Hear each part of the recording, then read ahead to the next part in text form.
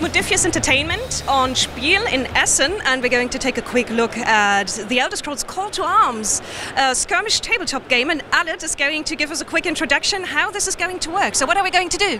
So we're going to be looking specifically at the battle mode. What we have here is we've got the Imperials and the Stormcloaks. You've got the Stormcloaks over there, so they're the hard-hitting Nords of Skyrim's homeland. So here you have Relof, who is on this card here for you. So he's armed with a hunting bow, war axe, and light armor. And you've also got Israeld here. So he's the Stormcloak commander, and he's got your steel war axe, so he's a real heavy hitter, so you definitely want to get him into combat. On my side, I've got the Imperials, so I've got Hadvar down here. He's my heavily armored tank knight, and then I've got my Imperial mage with firebolts, which are brutal. Don't get in range of her, or you will almost certainly die. Okay, how much is her range? That might be important. So yeah, these are the important measurements. So everybody can move 6 inches. Yep. You can spend one of your stamina points, which are here, in order to move an extra 3 inches. The range on Ralof's bow is a good 20 inches, so you can shoot pretty much anyone. But if you want to shoot with any amount of power, you'll need to get within 10.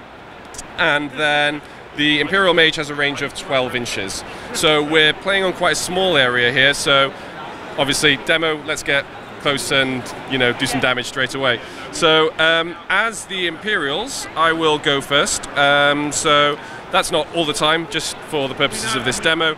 And I'm going to start by getting one of my Imperial soldiers moved up here with my first action. So each model gets 2 actions. You can't do each action more than once, so I can't move and then move. I'm going to spend a stamina on him to do that. And then I am going to do what we call a ready action. Okay. So the ready action means that I am saving that action for after one of your turns. So maybe you do an action to charge him. It means I get to get an attack in before you do.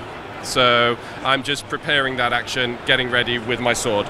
So that's my first model activated. So now it's over to you if you want to choose one of yours to go.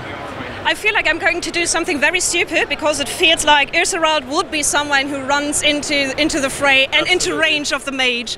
Let's look how much damage you can do. So I'd move Israeld.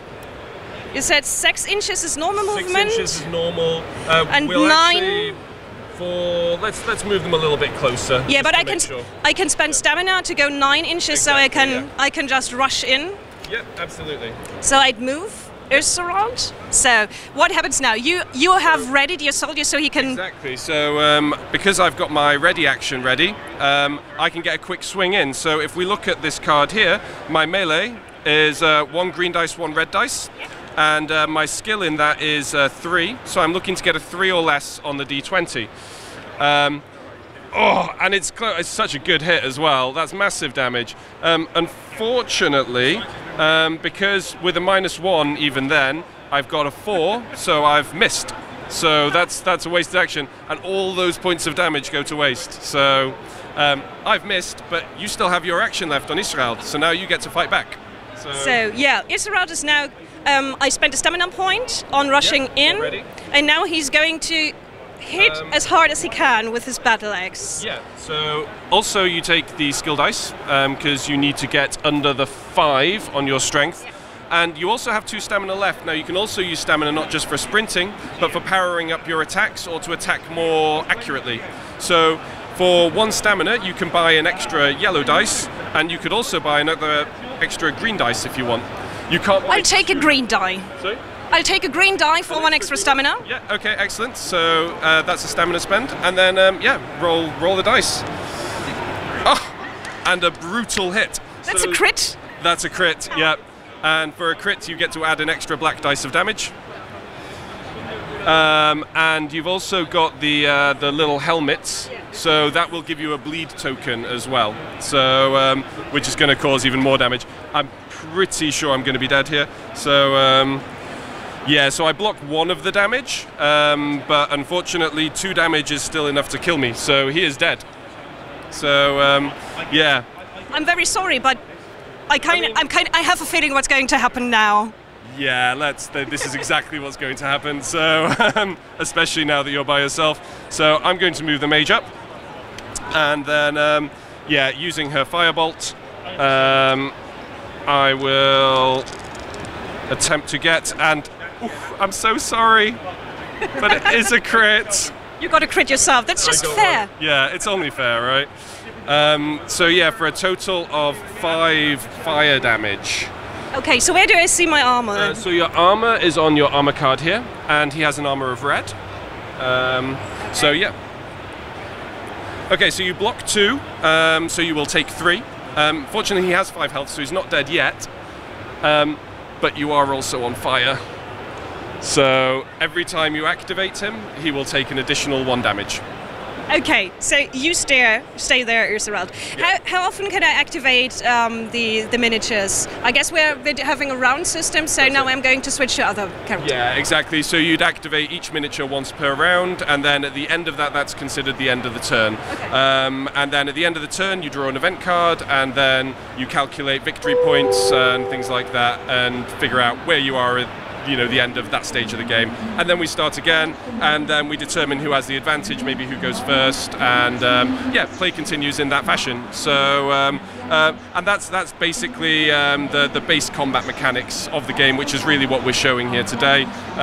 There is a lot more to the game. There is obviously the solo delve mode, which I know some people have already seen, and there is also a full quest system, treasure decks. I think there are over 200 cards in the base game to start with, so there's really loads of stuff to sink your teeth into with it, especially on the customization level. What we have here is really just the most basic of equipment, so really exciting once you start getting to, Ebony Greatsword of Embers and stuff like that, Okay, we're going to leave it at 1 dead soldier and 1 burning Northman. So with the many different modes and looking at the characters here, how many miniatures have you planned for launching this? So we're currently up to about, I know we've got about 50 different miniatures in molds. There are 23 in the base set. Yeah, 23 in the base set. Sorry, no, 18, in the base set. 18 in the base set, and then we've got about 50 planned for the first wave. Sculpts-wise, we've got another 50-ish following on from that. So it's going to be a big range, and we're planning support for it all the way through next year and the year after as well. So there's a lot of stuff coming. When will I be able to get my hands on this? So we're looking at a release of January for the box sets and all the resin. It will initially now, I believe, be released as a rules box, then with separate army boxes for the different factions, just so that you can obviously build up what you want rather than, obviously getting the box set and then having to split it with someone, things like that. So, and then the rules box comes with all the cards you need, all the dice, all the tokens, and the rule books. There's also a bit of punchboard terrain in there as well, so, kind of everything you need to get going. We've also got this mat. This is the prototype one, so it'll be a little bit less dark than this and less blue, but it's also going to be double-sided, so this is the dungeon side. This one isn't double-sided, sorry, but the other side will be wilderness terrain, so it'll be sort of Skyrim tundra, so there'll be a double-sided mat, and we're also doing full resin upgrades of all the terrain as well, eventually, so that will be next year, middle next year probably, but we'll start doing that. Okay, thank you very much. Oh yeah, very last questions. What are going to be the other factions that are going to come out very early on? So the first factions we're doing are Stormcloaks, Imperials and Adventurers, and also for the adversaries we're doing the Draugr. Then coming in Wave 2 we'll have the Dwemer as an adversary faction, and then also Dark Brotherhood. So they're sort of the 5 starting ones. And then from there, it depends, because we did a bit of a community outreach thing on this to kind of determine the order in which we're going to do things. So yeah, watch this space. I think there's probably going to be an announcement on that, we'll see. We're now with Chris Birch from Modiphius, and we already had a look at the Elder Scrolls Call to Arms, but we're now having a look at what happened with Fallout Wasteland Warfare. Your range has expanded quite a bit. Yeah, there's a few more boxes now, because we've been bringing in some of the other factions, like the Institute is coming soon, but we've just launched the Raiders that have hit the Wasteland, and with them has come loads of robots and loads of creatures. There's lots more enemies for your Wasteland adventures. We've also got the role-playing game that launched in August as well. So that's an expansion for Wasteland Warfare. So you basically gives you all the rules to do character creation based on archetypes, and how to do campaigns, how to use skills. So it's basically all the extra rules. It's actually a standalone product. It comes with all the cards that you can download as well. You just need a set of dice to go with it. But it's a great expansion for anyone who's got the base game. And so it's just continuing to grow. Like I said, the Institute's coming, the Enclave are coming in the spring, and lots more, which we can't talk about yet. So, but it's a lot of fun. So the role-playing game, so it uses the same rules. Yeah. So if I'm very familiar with Wasteland Warfare, I'm just going to jump into that. Yeah, it is evolved out of the miniatures game, so it's pretty much the same system. There's a few little tweaks to improve, because the miniatures game is designed to play a really fast and furious game in like 6-7 turns, whereas the role-playing game is slow, more paced out. So some things have to change. But we've also got a 2D20 version of Fallout, the role-playing game, coming, which is much more detailed, from scratch character creation, much more detailed like skills and GM rules and stuff. So the current one is great if you're a miniatures player. You want a game system that uses miniatures in your role-playing game. Now, in the game, you could play it without miniatures, but typically I'd say one in every scene. Ideally, you want to have miniatures to use and set up a scene. But you can also play normal kind of mind's eye theatre, talking to people, describing where you're going. So they're both kind of aimed at slightly different audiences. One that, want their full-on character creation, full-on character building rules. One that is like, no, I really want to build my game around miniatures. So the 2D20 system, that's the old Modiphius system that you tweak for different different themes and types of games. And one that's coming up, and I guess that's going to be 2D22, is Dune. Yes. So you got a new IP. Yes, yeah. I mean, it was announced a year ago by Battlefront and Gelfels 9 that we're one of the partners on Dune. They've just brought out the new board game. Well, the old board game kind of all beautifully redesigned. So we're currently working on the Dune role-playing game line. It's going to be a whole, it's going to be a classic core book, but we've got some big, beautiful box sets. There's a huge box campaign and more stuff coming.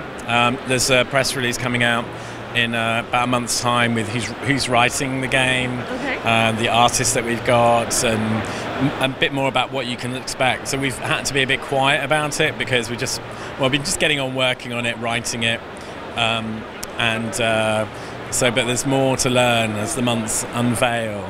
Okay, I'm curious about that and looking forward to it, because you have gone about this like also with the Conan and John Carter games, that you've reached out to the people who have worked on the IPs before and that are known for it. So I think there'll be some interesting names in there that people will enjoy, and it's a very diverse audience of writers and creators who of course are all mad, passionate Dune fans, because you have to be to know the lore inside out. So. And talking about the 2D20 games and knowing the lore inside out, there have been good news for us in Germany. So you've licensed your Star Trek game to your German partner. Yes. So Erwerk Verlag will be doing the Star Trek edition here. So it's really pleased. They're a lovely team. And I know they've been hard at work on the translation. And I mean, I was just answering questions yesterday on social media going, when is there a German edition coming? So I said, well, actually, it's announcing, it's coming. So it's really good news.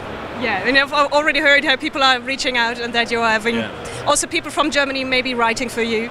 Yes, yeah. It's a very, very big team who work on Star Trek, because there's a lot of missions being written, and I mean, there's so many new books. We've got about 5 big books next year. We've got the Tricorder coming next year, which is the world's first wearable role-playing game. So it's an actual tricorder. The tricorder is a game. We mentioned it in the catalogue a while back, and so people are kind of aware about it, but there's a lot more. We're unveiling it properly before Christmas.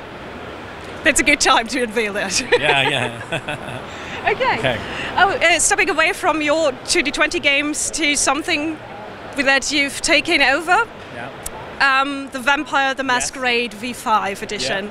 So what is going to happen there next? Because there was kind of a break when it moved over to you completely. Yeah. What are you planning to do with it now? So actually, I was just over at PDXCon, which is the big Paradox interactive community event and press event in Berlin, and we were unveiling some new stuff. We were running demos for the game. So obviously, we've taken over publishing the core book and the Camarilla and Anart books. We've announced that we've got the Fall of London coming, which is a big chronicle set in London where you wake up from torpor, all hell's breaking loose, and Mithras is there, and you've basically got to get out. All the vampires are either gone, dead, or getting out of London. So this is kind of getting in when this sitting started, when all the big old cities fall, like London and Berlin. It's a crossover book actually. That it's a great gateway for people who haven't played Vampire for a bit. It updates you on the storyline, and for people who've never played Vampire, you get to do all the cool stuff vampires are supposed to do in the game, in this one book. And there's loads of action. Big, there's a huge glamorous party in the Shard, the big, modern office building in London. There's so much going on, and there's some really cool flashbacks. So it's a really, really cool product to just kind of dive into as your first kind of chronicle and to get rolling. And it's a lot of fun. I mean, there's so many parts of London in it. Of course, that's where we're from. So we wanted to do something very, very cool. You've got all the different clans. We've got like slightly different artwork for them because they're London or British versions of those clans.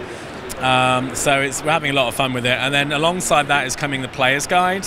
Okay. So the player's guide is, of course, everything a player needs. The condensed rules, a lot of special information, a lot of guidance on play. But there's also some interesting stuff in there because, as you know, Vampire V5 is very much played from the perspective of you're a monster, and you're trying to hang on to those connections to humanity, like whether it's your loved one, your family, a girlfriend, or a best friend. Whereas previous editions have been more from the perspective of you're this human with this awful thing inside you, this monstrous tendencies that you're trying to wrestle with, the monster within you. And so what we're doing with the player's guide is giving you some guidance on how to play it, how you want to play it. Okay. And so the core book is already kind of a pick and choose, and you're offering more options. Yeah. So there's the player's guide gives you a bit more options in the perspective of how you play, but also guidance on play as well. And then later on there'll be a storyteller's guide and other stuff. We've also got a PDF starter bundle coming, which is literally it's very much aimed at the modern gaming group who play a lot on their pads, or of course you can print it off. And it's a really, really, really low-priced entry to Vampire. So everything's ready to go. It pretty much teaches you the rules how you play as a player.